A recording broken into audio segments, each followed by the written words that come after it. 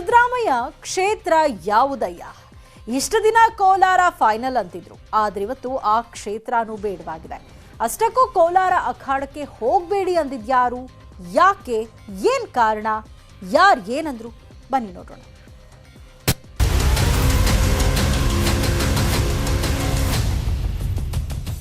ನಾನು ಮುಂದಿನ ಚುನಾವಣೆಯಲ್ಲಿ ಕೋಲಾರದಿಂದ ಅಭ್ಯರ್ಥಿ ಆಗಲಿಕ್ಕೆ ತೀರ್ಮಾನ ಮಾಡಿದ್ದೇನೆ.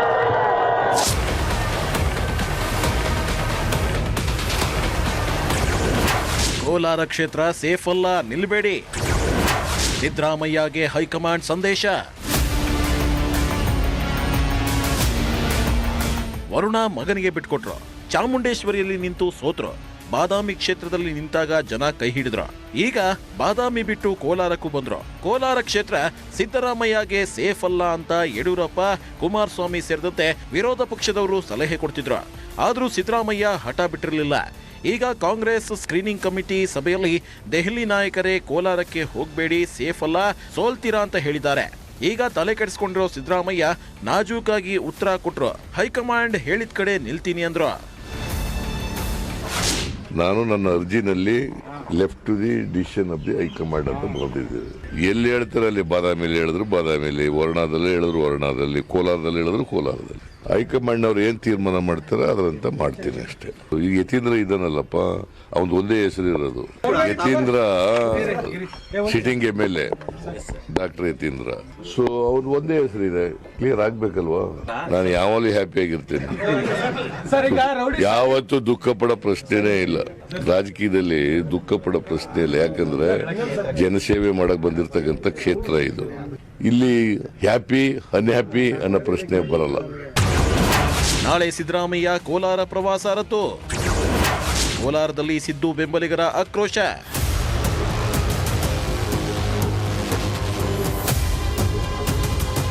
ಹೈಕಮಾಂಡ್ ಹೇಳಿದ ಕಡೆ ಅನ್ನೋ ಮೂಲಕ ಕೋಲಾರದಿಂದ ಸ್ಪರ್ಧೆ ಬಗ್ಗೆ 50-50 ಅಲ್ಲಿದ್ದಾರೆ. ಇದರ ಮಧ್ಯೆನೇ ಕೋಲಾರ ಕ್ಷೇತ್ರದಿಂದ ಸ್ಪರ್ಧೆ ಮಾಡಬೇಕಾ ಬೇಡವಾ ಅಂತ ಬೆಂಗಳೂರು ನಿವಾಸದಲ್ಲಿ ಅತ್ಯಾಪ್ತರ ಜೊತೆ ಸಿದ್ದರಾಮಯ್ಯ ಸಭೆ ಮಾಡಿದ್ರು.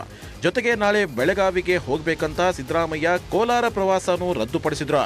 ಆದ್ರೆ ನಾಳೆ ಸಿದ್ದರಾಮಯ್ಯರನ್ನ ಸ್ವಾಗತಿಸೋಕೆ ಸಿದ್ದರಾಮಯ್ಯ ಸೇನೆ ಅಂತ ಟೀಮ್ ಕಟ್ಕೊಂಡು ತಯಾರಿ ಮಾಡ್ಕೊಂಡಿದ್ರು. ವಿಷಯ ಗೊತ್ತಾಗ್ತಿದ್ದಂತೆ ಕೋಲಾರದಲ್ಲಿ ಸಿದ್ದರಾಮಯ್ಯ ಆಪ್ತರು ಸಿಟ್ಟಾದ್ರು. ಸಿದ್ದರಾಮಯ್ಯನವ್ರು ಬಂದರೆ ನಾನು ನೇರವಾಗಿ ಅವ್ರ ಪರವಾಗಿ ಕೆಲಸ ಮಾಡ್ತೇನೆ. ಬರದೇ ಇದ್ರೆ ನಾನು ಈಗಲೇ ರಿಟೈರ್ ಆಗ್ತೀನಿ ಅಷ್ಟೇ. ನಾನು ಇನ್ನು ಹೇಳೋದು ಏನಿಲ್ಲ. 100% ಗೆಲ್ಲೋರು ಅದರ ಹೇಳಿದ್ನಲ್ಲ, ಒಳ್ಳೆ ಇದರಲ್ಲಿ ಗೆದ್ಕೊಂಡು ಕರೆದು ಮಾಡಿ 3 ಸಾರಿ ಬಂದು ಹೋಗಿ ಇವತ್ತು ಇಲ್ಲ ನಾನು ನಿಲ್ಲಲ್ಲ ಅಂತ ಪೇಪರ್ಗಳಾಗಿ ಬಂದಿರೋದು. ಬಟ್ ಇನ್ನೂ ಅದು ನಾನು ನಮ್ಮಲ್ಲ. ಸೊ ನಾವೆಲ್ಲ ಬಂದು ಸಾಹೇಬ್ರ ಹತ್ರ ಏನಿದೆ ರಿಕ್ವೆಸ್ಟ್ ಮಾಡಕ್ ಬಂದ್ವಿ. ಸೊ ಈ ಸಾಹೇಬ್ರು ಏನ್ ಹೇಳಿದ್ರೆ ಅವತ್ತಿಂದ ಹೇಳ್ಕೊಂಡ್ ಬಂದಿದ್ದಾರೆ. ಅವ್ರು ಹೈಕಮಾಂಡು ಏನ್ ತೀರ್ಮಾನ ತಗೊಳ್ಳೋದು ಅದಕ್ಕೆ ಬದ್ಧ ಅಂತ. ನಿನ್ನೆನೂ ಅದೇ ಹೇಳಿದಾರಂತೆ, ಇವತ್ತು ನಮಗೂ ಅದೇ ಹೇಳಿದ್ದಾರೆ. ನಾವು ತಿರ್ಗಾ ಕನ್ವಿನ್ಸ್ ಮಾಡಿಲ್ಲ ಸರ್, ನೀವು ಅವ್ರಿಗೆ ಹೇಳ್ಬೇಕು ಅಂತ ಹೇಳಿ ರಿಕ್ವೆಸ್ಟ್ ಮಾಡಿ ಬಂದಿದ್ವಿ. ನೀವು ಒಟ್ಟಾಗಿ ಬಹಳ ಈಸಿಯಾಗಿ ಆಗುತ್ತೆ ಇಲ್ಲಿ ಕೆಲಸ. ಏನು ಮಾಡೋದು ಬೇಕಾಗಿಲ್ಲ ಸರ್, ನೀವು ನಾಮಿನೇಷನ್ ಫೈಲ್ ಮಾಡಿ ಹೋಗ್ಬೋದು, ಮಿಕ್ಕಿದ್ ನಾವು ನೋಡ್ಕೊಳ್ತೀವಿ. ಅಷ್ಟೊಂದು ಹಂತಕ್ಕೆ ಬಂದಿದೆ ಈಗ. ಸಿದ್ದರಾಮಯ್ಯ ಎಲ್ಲೇ ನಿಂತರೂ ಸೋಲ್ತಾರೆ. ಕಾಲೆಳೆಯುತ್ತಿದ್ದಾರೆ ಕಮಲ ಕಲಿಗಳು. ಕೋಲಾರದಿಂದ ಸ್ಪರ್ಧೆ ಮಾಡಿದ್ರೆ ಸೋಲ್ತಾರೆ ಅಂತ ಮೊದಲಿಂದಲೂ ಬಿಜೆಪಿ ನಾಯಕರು ಹೇಳ್ತಿದ್ದಾರೆ. ಆದ್ರೆ ಇವತ್ತು ಹೈಕಮಾಂಡ್ ಕೂಡ ರೆಡ್ ಸಿಗ್ನಲ್ ಕೊಟ್ಟಿದೆ ಅನ್ನೋ ಸುದ್ದಿ ಕೇಳಿ ಬಿಜೆಪಿಯವರು ಕಾಲೆಳೆಯೋ ಕೆಲಸ ಮಾಡಿದ್ರು. ನಾನು ನನ್ನ ಅರ್ಜಿನಲ್ಲಿ left to the decision of the high command ಅಂತ ಬರೆದಿದ್ದೇವೆ. ಎಲ್ಲಿ ಹೇಳ್ತಾರೆ ಅಲ್ಲಿ ಬಾದಾಮಿಯಲ್ಲಿ ಹೇಳಿದ್ರು ಬಾದಾಮಿಯಲ್ಲಿ, ವರ್ಣಾದಲ್ಲಿ ಹೇಳಿದ್ರು ವರ್ಣಾದಲ್ಲಿ, ಕೋಲಾರದಲ್ಲಿ ಹೇಳಿದ್ರು ಕೋಲಾರದಲ್ಲಿ. ಹೈಕಮಾಂಡ್ ಅವ್ರು ಏನ್ ತೀರ್ಮಾನ ಮಾಡ್ತಾರೆ ಅದರಂತ ಮಾಡ್ತೀನಿ ಅಷ್ಟೇ. ನಾನು ಹಿಂದೆ ಸಿದ್ದರಾಮಯ್ಯನವ್ರ ಬಗ್ಗೆ ಒಂದು ಮಾತು ಹೇಳಿದ್ದೆ. ಅವರು ಅನಗತ್ಯವಾಗಿ ಅಲ್ಲಿ ಇಲ್ಲಿ ಕೋಲಾರ ಅಂತೆಲ್ಲ ಕತೆ ಹೇಳ್ತಾ ಇದ್ದಾರೆ, ಇದರಲ್ಲೇನು ಸತ್ಯಾಂಶ ಇಲ್ಲ, ಅವರು ವರುಣಾದಿಂದಲೇ ನಿಲ್ಲುವಂಥದ್ದು ಅಂತ ನಾನು ಹೇಳಿದ್ದೆ. ಬಹುಶಃ ನನ್ನ ಮಾತು ನಿಜ ಆಗ್ಬೋದು ಅಂತ ಅನಿಸುತ್ತೆ. ಪಟ್ಟಿ ಬಿಡುಗಡೆ ಆದಮೇಲೆ ನೀವೇ ನೋಡ್ತೀರಾ. ಅನಗತ್ಯವಾಗಿ ಈ ರೀತಿ ಕೋಲಾರ ಮತ್ತೊಂದು ಅಂತ ಹೇಳುವಂಥ ಅಗತ್ಯ ಇರಲಿಲ್ಲ. ಯಾಕೆ ಆ ರೀತಿ ಗೊಂದಲ ಮಾಡಿದ್ರೋ ಗೊತ್ತಿಲ್ಲ. ಒಟ್ಟಿನಲ್ಲಿ ಅವ್ರು ನನ್ನ ಪ್ರಕಾರ ಅವರು ವರುಣಾದಿಂದಲೇ ನಿಲ್ತಾರೆ. ನಾನು ಅವರು ಎಲ್ಲಿಂದ ಅವರು ರಾಹುಲ್ ಗಾಂಧಿಯವರು ಏನು ಸಲಹೆ ಮಾಡ್ತಾರೆ? ರಾಹುಲ್ ಗಾಂಧಿಯವರು ಅಮೇಥಿಯೊಳಗೆ ಇವರು ತಲಾಂತರದಿಂದ ಅಮೇಥಿಯೊಳಗೆ ನಿಂತವರು. ಇವರು ಸೋತಾಗ್ಯಾರ. ಬಹುಶಃ ಅನುಭವದಿಂದ ಸಲಹೆ ಕೊಟ್ಟಾರ. ಸಿದ್ದರಾಮಯ್ಯನವರು ವಿಚಾರ ಮಾಡೋದು ಅದ್ರ ಬಗ್ಗೆ ಮಾಹಿತಿ ಇಲ್ಲ. ನಾನೀಗೇನಾದ್ರು ಹೇಳಿದ್ರೆ ವ್ಯಕ್ತಿಗತವಾಗಿ ತಗೊಂಡ್ಬಿಡ್ತಾರೆ, ತಪ್ಪಾದ. ಅದರಲ್ಲಿ ಒಂದು ಸ್ಪಷ್ಟ, ಚಾಮುಂಡೇಶ್ವರಿ ಸುರಕ್ಷಿತ ಇಲ್ಲ, ಬಾದಾಮಿ ಸುರಕ್ಷಿತ ಇಲ್ಲ. ಕೋಲಾರವು ಸುರಕ್ಷತೆ ಇಲ್ಲ ಅನ್ನೋದು ಒಂದು ಸ್ಪಷ್ಟ ಆಯಿತು. ಸಿದ್ದರಾಮಯ್ಯನವರಿಗೆ 224 ಕಾನ್ಸ್ಟಿಟ್ಯೂನ್ಸಿಯಲ್ಲಿ ಎಲ್ಲೂ ಸ್ಪರ್ಧೆ ಮಾಡೋಕ್ಕೆ ಅವರಿಗೆ ಚಾನ್ಸೇ ಇಲ್ಲ. ಯಾಕಂದರೆ ಎಲ್ಲೋದ್ರೂ ಅವ್ರು ಸೋಲ್ತಾರೆ. ಯಾಕಂದರೆ ಯಾವುದೇ ಕ್ಷೇತ್ರದಲ್ಲೇ ಅವ್ರು ನಿಂತಿಲ್ಲ. ಅದರಿಂದ ಕರ್ನಾಟಕದ 224 ಕ್ಷೇತ್ರ ಅವರಿಗೆ ಒಳ್ಳೆಯದಲ್ಲ. ಅವರು ಬೇರೆ ರಾಜ್ಯ ಬೇರೆ ದೇಶ ನೋಡ್ಕೊಳ್ಳೋದು ಒಳ್ಳೆಯದು. ಕೋಲಾರದಿಂದ ಸಿದ್ದರಾಮಯ್ಯ ಸ್ಪರ್ಧೆ ಮಾಡಲ್ವಾ ಅಂತ ಡಿ.ಕೆ. ಶಿವಕುಮಾರ್ ಅವರನ್ನ ಕೇಳಿದ್ರೆ ಗರಂ ಆದ್ರು. ಅಪ್ಪ ವರುಣಾ ಕ್ಷೇತ್ರಕ್ಕೆ ಬಂದ್ರೆ ನಾನು ಹಿಂದೆ ಸರಿತೀನಿ, ಆದ್ರೆ ಅವರಿಗೆ ಎಲ್ಲಾ ಕಡೆನೂ ಬೇಡಿಕೆ ಇದೆ ಅಂದ್ರು ಯತೀಂದ್ರ. ಒಂದಿಬ್ರು ನಾನು ಇಲ್ಲಲ್ಲ ಅಂತ ಹೇಳಿದ್ದಾರೆ ಬಿಟ್ರೆ ಮಿಕ್ಕಿದವ್ರು ಯಾರು ಹೇಳಿಲ್ಲ. ಒಂದಿಬ್ರು ಮಾತ್ರ ಬೇರೆಯವ್ರಿಗೆ ಯಾರಿಗೂ ಸೂಚಿಸಿದ್ದಾರೆ. ಕೆಲವು ಆರೋಗ್ಯ ದೃಷ್ಟಿಯಿಂದ ಬೇರೆಯವ್ರು ಇಬ್ರು ಸೂಚಿಸಿದ್ದಾರೆ. ಅದು ಬಿಟ್ರೆ ಎಲ್ಲರೂ ಕೂಡ ಸಮರ್ಥಿದ್ದಾರೆ. ಅಲ್ಲೂ ಆ ಕ್ಷೇತ್ರದಲ್ಲೂ ಚೆನ್ನಾಗಿ ಕೆಲಸ ಮಾಡಿದ್ದಾರೆ. ನನಗೆ ಹೈಕಮಾಂಡ್ ಅವರು ತಂದೆಯವ್ರಿಗೆ ಏನು ಹೇಳಿದ್ದಾರೆ ಅಂತ ಗೊತ್ತಿಲ್ಲ. ಯಾಕೆಂದರೆ ನಾನು ನಿನ್ನೆ ತಾನೇ ತಂದೆಯವ್ರ ಜೊತೆ ಫೋನ್ ಮಾಡಿದ್ದೆ, ವರ್ಣಾ ಕ್ಷೇತ್ರದ ವಿಚಾರ ಮಾತನಾಡೋದಕ್ಕೆ, ಇಲ್ಲೇ ತರದ ವಿಚಾರನೂ ಕೂಡ ಮಾತನಾಡೋದಕ್ಕೆ ಫೋನ್ ಮಾಡಿದ್ದೆ. ಆವಾಗ ತಂದೆಯವ್ರು ಏನು ಪ್ರಸ್ತಾಪ ಮಾಡಲಿಲ್ಲ ಈ ರೀತಿ ಹೈಕಮಾಂಡ್ ಅವ್ರು ಏನು ಹೇಳಿದ್ದಾರೆ ಅಂತ. ಸೊ ಹಾಗಾಗಿ ಗೊತ್ತಿಲ್ಲ ನನಗೆ ಹೈಕಮಾಂಡ್ ಅವರು ಆ ಥರ ಸೂಚನೆ ಕೊಡೋದು ಎಷ್ಟು ನಿಜ ಎಷ್ಟು ಸುಳ್ಳು ಅಂತ. ಮತ್ತು ಕೋಲಾರದಲ್ಲಿ ರಿಸ್ಕ್ ಇದೆ, ಅದಕ್ಕೋಸ್ಕರ ವರ್ಣಾದಲ್ಲಿ ನಿಂತ್ಕೊಳ್ಳಿ ಅಂತ ಹೇಳೋದು ಸರಿಯಲ್ಲ ಅಂತ ನನಗೆ ಕಾಣುತ್ತೆ. ಸಿದ್ದರಾಮಯ್ಯ ಕ್ಷೇತ್ರ ಯಾವುದು ಅನ್ನೋದಕ್ಕೆ ಅವರ ಹತ್ರನೇ ಉತ್ತರವಿಲ್ಲ. ಸದ್ಯಕ್ಕೆ ಕಾಂಗ್ರೆಸ್ ಪಟ್ಟಿ ರೆಡಿ ಆಗ್ತಿದೆ. ಯುಗಾದಿ ಆಗ್ತಿದ್ದಂತೆ ಪಟ್ಟಿ ರಿಲೀಸ್ ಆಗುತ್ತೆ. ಆಗಲಾದ್ರೂ ಸಿದ್ದರಾಮಯ್ಯ ಎಲ್ಲಿಂದ ತೊಡೆ ತಟ್ತಾರೆ ಅನ್ನೋದನ್ನ ಕಾದ್ ನೋಡಬೇಕು. Bureau report, news 18.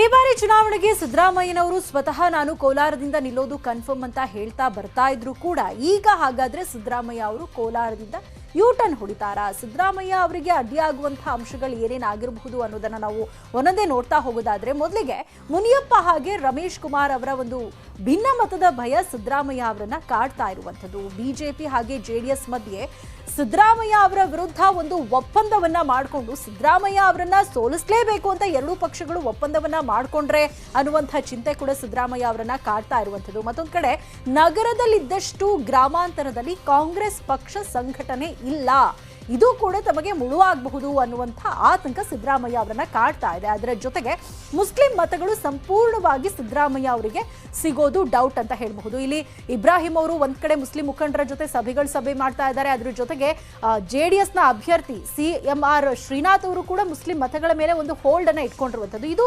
ಸಿದ್ದರಾಮಯ್ಯ ಅವರಿಗೆ ಮುಳುವಾಗೋ ಸಾಧ್ಯತೆ ಇದೆ. ಅದ್ರ ಜೊತೆಗೆ ಈ ಕ್ಲಾಕ್ ಟವರ್, ಹಿಜಾಬ್ ವಿಚಾರದಲ್ಲಿ ಕಾಂಗ್ರೆಸ್ ಮೌನ ವಹಿಸಿತ್ತು, ಇದು ಕೂಡ ಕಾಂಗ್ರೆಸ್ಗೆ ಮುಳುವಾಗೋ ಸಾಧ್ಯತೆ ಇದೆ. ಅದರ ಜೊತೆಗೆ ಸಿದ್ದರಾಮಯ್ಯ ಅವರು ಇಷ್ಟೆಲ್ಲ ಸಮಸ್ಯೆಗಳ ಮಧ್ಯೆ ಒಂದ್ ವೇಳೆ ಕೋಲಾರದಿಂದಲೇ ಸ್ಪರ್ಧೆ ಮಾಡಿದ್ರು ಅಂತ ಆದ್ರೂ ಕೂಡ ಸಿದ್ದರಾಮಯ್ಯನವರು ಆ ಕ್ಷೇತ್ರಕ್ಕಷ್ಟೇ ಸೀಮಿತವಾಗುವಂತಹ ಆತಂಕ ಪಕ್ಷಕ್ಕೆ ಇರುವಂಥದ್ದು. ಹಾಗಾಗಿ ವರಿಷ್ಠರು ಕೂಡ ಈಗ ಕೋಲಾರವನ್ನ ಬಿಟ್ಟು ಬೇರೆ ಕ್ಷೇತ್ರದಿಂದ ಸ್ಪರ್ಧೆ ಮಾಡಿ ಅನ್ನುವಂತಹ ಸಲಹೆಯನ್ನ ಕೊಟ್ಟಿದ್ದಾರೆ ಅಂತ ಹೇಳಲಾಗ್ತಾ ಇದೆ.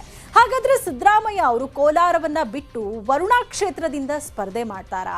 ಸಿದ್ದರಾಮಯ್ಯ ಅವರಿಗೆ ವರುಣಾ ಕ್ಷೇತ್ರ ಲಕ್ಕಿನ ಹಾಗಾದ್ರೆ ಅನ್ನೋದನ್ನ ನೋಡ್ತಾ ಹೋಗೋದಾದ್ರೆ, ವರುಣಾ ಕ್ಷೇತ್ರದಲ್ಲಿ 2 ಬಾರಿ ಸಿದ್ದರಾಮಯ್ಯ ಅವರು ಈಗ ಆಲ್ರೆಡಿ ಗೆದ್ದಿದ್ದಾರೆ. 2 ಬಾರಿ ಶಾಸಕರಾಗಿ ಆ ಕ್ಷೇತ್ರದಿಂದ ಆಯ್ಕೆ ಆಗಿರುವಂಥದ್ದು. 2008ರಲ್ಲಿ ಸಿದ್ದರಾಮಯ್ಯ ಅವರು 18,000ಕ್ಕೂ ಹೆಚ್ಚು ಮತಗಳಿಂದ ವರುಣಾ ಕ್ಷೇತ್ರದಲ್ಲಿ ಗೆದ್ದಿದ್ರು. ಆ ಸಂದರ್ಭದಲ್ಲಿ ಅವರು ವಿಪಕ್ಷ ನಾಯಕರು ಕೂಡ ಆದ್ರು. ಅದಾದ ಬಳಿಕ 2013ರಲ್ಲೂ ಕೂಡ ಸಿದ್ದರಾಮಯ್ಯನವರು ವರುಣಾ ಕ್ಷೇತ್ರದಿಂದಲೇ ಸ್ಪರ್ಧೆ ಮಾಡಿದ್ರು. ಆ ಸಂದರ್ಭದಲ್ಲೂ ಕೂಡ 30,000ಕ್ಕೂ ಹೆಚ್ಚು ಮತಗಳಿಂದ ಸಿದ್ದರಾಮಯ್ಯ ಅವರು ಗೆದ್ದು ಸಿಎಂ ಕೂಡ ಆಗಿದ್ರು. ಅದಾದ ಬಳಿಕ 2018ರಲ್ಲಿ ವರುಣಾ ಕ್ಷೇತ್ರವನ್ನ ತಮ್ಮ ಮಗನಿಗೆ ಅಂದ್ರೆ ಯತೀಂದ್ರ ಸಿದ್ದರಾಮಯ್ಯ ಅವರಿಗೆ ಬಿಟ್ಕೊಟ್ರು. ಯತೀಂದ್ರ ಅವರು ಆ ಕ್ಷೇತ್ರದಲ್ಲಿ ಸ್ಪರ್ಧೆ ಮಾಡಿದಂಥ ಸಂದರ್ಭದಲ್ಲಿ 58,616 ಮತಗಳಿಂದ ಗೆದ್ದಿದ್ರು. ಆದ್ರೆ 2018ರಲ್ಲಿ ಬಾದಾಮಿಯಲ್ಲಿ ಸಿದ್ದರಾಮಯ್ಯ ಅವರು ಕೇವಲ 1,500 ಮತಗಳಿಂದ ಶ್ರೀರಾಮುಲು ಅವರ ವಿರುದ್ಧ ಗೆದ್ದಿದ್ರು. ವರುಣಾ ಬಿಟ್ರೆ ಎಲ್ಲಾ ಕಡೆ ಈಗ ಸಿದ್ದರಾಮಯ್ಯ ಅವರನ್ನ ಸೋಲಿಸೋದಕ್ಕೆ ಷಡ್ಯಂತ್ರವನ್ನ ನಡೆಸಲಾಗ್ತಾ ಇದೆ. ಈಗ ಹೇಳಿ ಕೇಳಿ ಸಿದ್ದರಾಮಯ್ಯ ಅವರೇ ಹೇಳಿದ್ದಾರೆ, ಇದು ನನ್ನ ಕೊನೆಯ ವಿಧಾನಸಭಾ ಚುನಾವಣೆ, ನಾನು ಇದೇ ಕೊನೆ ಬಾರಿ ಚುನಾವಣೆಗೆ ಸ್ಪರ್ಧೆ ಮಾಡೋದು ಅಂತ. ಹಾಗಾಗಿ ಬೇರೆ ಯಾವ್ದಾವುದೋ ಕ್ಷೇತ್ರಗಳನ್ನ ಹುಡುಕೊಂಡು ಹೋಗೋದಕ್ಕಿಂತ ವರುಣಾ ಕ್ಷೇತ್ರದಲ್ಲಿ ನಾನು ನಿಂತ್ರೆ ನಾನು ಗೆದ್ದೇ ಗೆಲ್ತೀನಿ ಅನ್ನುವಂತಹ ಒಂದು ಕಾನ್ಫಿಡೆನ್ಸ್ ಸಿದ್ದರಾಮಯ್ಯ ಅವರಿಗೆ ಇರೋದ್ರಿಂದಾಗಿ ರಿಸ್ಕ್ ಯಾಕೆ, ವರುಣಾ ಕ್ಷೇತ್ರದಿಂದಲೇ ನಾನು ನಿಂತು ಬಿಡೋಣ ಅನ್ನುವಂತಹ ಒಂದು ಲೆಕ್ಕಾಚಾರ ಇದೆ ಅಂತ ಹೇಳಲಾಗ್ತಾ ಇದೆ. ಹಾಗಾದ್ರೆ ವರುಣಾ ಮತ ಲೆಕ್ಕಾಚಾರವನ್ನ ನಾವು ನೋಡ್ತಾ ಹೋಗೋದಾದ್ರೆ ಇಲ್ಲಿ ಇರುವಂತದ್ದು ಒಟ್ಟು ಮತದಾರರ ಸಂಖ್ಯೆ 2,14,000 ಮತದಾರರು ಒಟ್ಟು ಈ ಕ್ಷೇತ್ರದಲ್ಲಿದ್ದಾರೆ. ಇದರಲ್ಲಿ ನೋಡೋದಾದ್ರೆ ಲಿಂಗಾಯತರು 55,000 ಮತದಾರರಿರುವಂಥದ್ದು. ಇನ್ನು ದಲಿತರು 48,000 ಮತದಾರರಿದ್ದಾರೆ. ಇದರಲ್ಲಿ ಆಲ್ಮೋಸ್ಟ್ ಒಂದು 60-70% ಸಿದ್ದರಾಮಯ್ಯನವರಿಗೆ ಆ ಒಂದು ಮತಗಳು ಹೋಗುವಂತ ಸಾಧ್ಯತೆ ಇದೆ. ಇನ್ನು ಕುರುಬರನ್ನ ನೋಡೋದಾದ್ರೆ 27,000 ಕುರುಬರಿದ್ದಾರೆ. ಆಲ್ಮೋಸ್ಟ್ ಕುರುಬ ನಾಯಕ ಆಗಿರೋದ್ರಿಂದಾಗಿ ಆ ಮತಗಳೆಲ್ಲವೂ ಕೂಡ ಸಿದ್ದರಾಮಯ್ಯ ಅವರಿಗೆ ಬರುವಂಥದ್ದು. ಅದರ ಜೊತೆಗೆ ನಾಯಕ ಸಮುದಾಯದವರು ಕೂಡ ಇಲ್ಲಿ ಈ ಕ್ಷೇತ್ರದಲ್ಲಿ 23,000 ಮತದಾರರಿರುವಂಥದ್ದು. ಇನ್ನು ಉಪ್ಪಾರ ಸಮುದಾಯದವರು ಸುಮಾರು 14,000 ಮತದಾರರು ಈ ಕ್ಷೇತ್ರದಲ್ಲಿದ್ದಾರೆ.